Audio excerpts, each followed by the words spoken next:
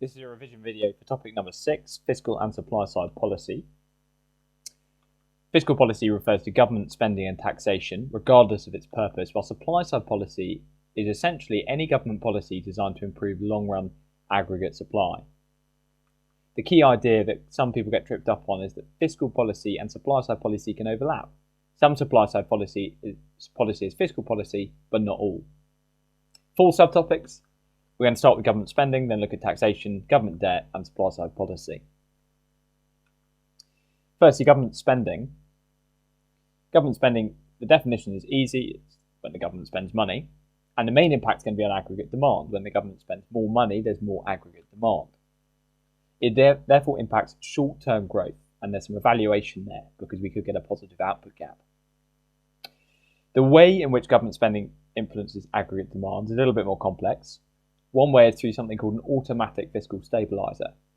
This is a situation where fiscal policy changes automatically in response to the state of the macroeconomy. So if growth decreases, if an economy goes into recession, that automatically causes fiscal policy to be more expansionary, to have a positive impact on aggregate demand.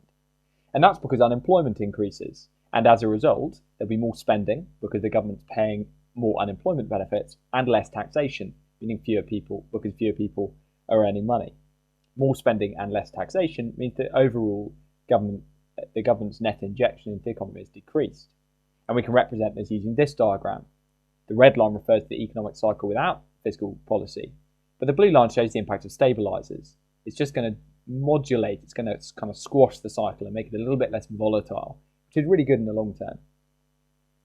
The government can also choose, obviously, to spend more money. That's called a discretionary stabilizer, when the government uses fiscal policy to stabilize growth. For example, spending more money in a recession to help the economy recover, as we've seen happen in all the recent recessions in this country. Problem with that is a bit of evaluation. It's obviously expensive. One other point of evaluation, one problem with government spending is crowding out. If the government spends too much money, it can reduce private sector investment. Really good evaluation. And that's because if the government builds something, invests money, it's going to use up resources. And that might mean there's less access to those resources for the private sector. It could push market prices up.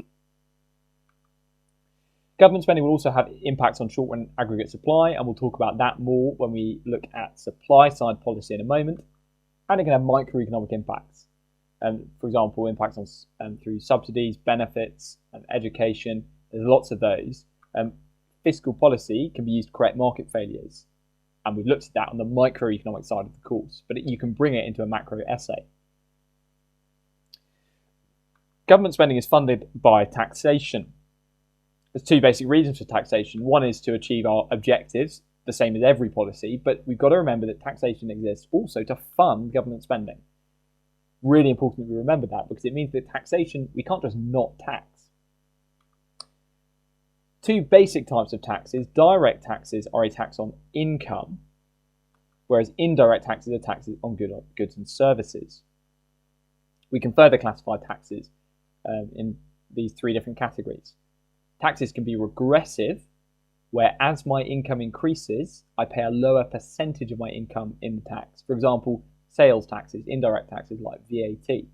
Wealthier people tend to spend a lower portion of their income goes to VAT because they're spending less of their income proportionally. Proportional taxes are the opposite. As my income increases, a higher proportion of my income goes to the tax. Income tax in the UK is structured like that, with increasing tax bands. And a flat tax is just where, as my income increases, a constant percentage goes on the tax. What makes a good tax? The fancy way of looking at this, taxes need to be economical, cheap to collect. They need to be convenient to pay. They need to be certain. They need to be equitable or fair. They need to be efficient, which means having minimal microeconomic side effects. And they need to be flexible. But we can break that down more simply. A good tax is fair, it's easy, it's efficient. It's fair to people, it's easy to pay, and it's efficient. It doesn't affect the market very much. We can use those principles to evaluate different taxes, but the key line of evaluation with taxes is being able to weigh up direct and indirect taxes. Direct taxes have some benefits. They're really cheap to collect, and they're quite equitable because they can be set up to be progressive. But on the other hand, they can be avoided and evaded perhaps more easily than some taxes. And they might have disincentive effects. The fact that they rise in percentage as I earn more money might disincentivize me from doing so much work. That's going to be bad for economic activity. Indirect taxes are important because they raise a lot of income. And if they weren't used, we'd have to increase direct taxes, which could have problems. But they're also really good because they can be used to correct market failures. Think about excise duties, taxes on things like alcohol and cigarettes. On the other hand, like direct taxes, they can be evaded by sticking to cash transactions, for example, and they're arguably pretty inequitable because they're regressive. One more piece of theory we need to know with taxes is the Laffer curve. And this is a little theory that helps us understand the impact of raising tax rates on tax revenues. The idea that Laffer came up with was that if we keep raising tax rates, we might actually get less tax revenues because we can end up disincentivizing people to work so hard and earn as much. And a nice little diagram we can draw for that looks like this. As the tax rate increases, there'll come a point where we hit a maximum, after which tax revenues start to decrease. Government debt results from government deficits, and the government deficit is the difference between the two we've just looked at, tax revenues and spending. If tax revenues are less than spending in a year, the government has a deficit. And if we take all the deficits that we've run, we end up with the amount of debt the government has. Two causes of government deficits. One is a cyclical deficit. As the economy goes through the economic cycle, we'd expect the deficit to fluctuate. In a recession, we'd expect the government to run a deficit, and in a surplus, they'd run in a boom, they'd run a surplus. But the other component is the structural deficit, which is the portion of the deficit that isn't related to the economic cycle, and instead is caused by persistent overspending. And again, a bit of evaluation. This is quite problematic because in the long run, that has to be reduced. The Office of Budget Responsibility is the organisation responsible for monitoring this, and it's worth looking them up as a key piece of context. Deficits, of course, do have some advantages in the short term, the kind of Keynesian perspective. They're important to recover from a recession, and they do contribute to short-term growth. So as a short-term policy tool, deficits are good. The downsides are more long-term. They're expensive. We have to borrow to finance deficits, and paying back the interest on that debt is expensive. Even more concerningly, that risks leading a government to a situation of debt crisis.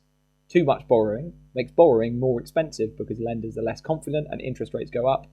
And that cycle of borrowing becoming more expensive, meaning we need to borrow more, can eventually result in a default, which is basically where a government goes bankrupt. Really bad news.